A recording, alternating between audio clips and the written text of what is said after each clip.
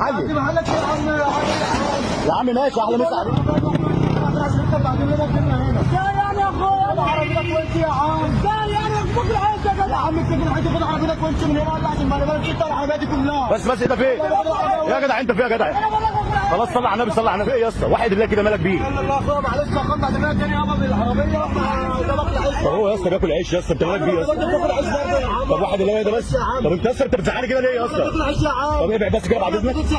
باكل عيش يا عم بعيد يا عم. طب على فكره اقول لك على حاجه انا ممكن اصورك وانا على النت. صورني يا عم اهو يا عم وش اهو قدامك يا عم. طب يا عم احلى مسا عليك. اسمك ايه بقى؟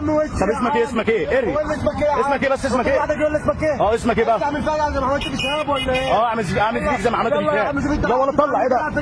يا صلاه النبي ايه ده بقى اللي معاك ده؟ وريني كده.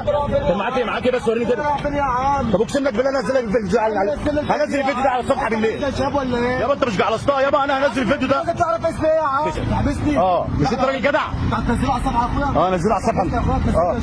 اه بص جبت ورا ازاي؟ اخويا والله بص انت مش عامل فيها راجل؟ لا انا مش راجل على أيوة. انا واحد اهبل. ايوه ارجع. ايوه انا بتاع ربنا.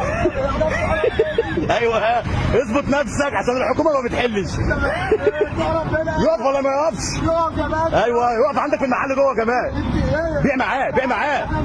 هيقف عندك في المحل جوه.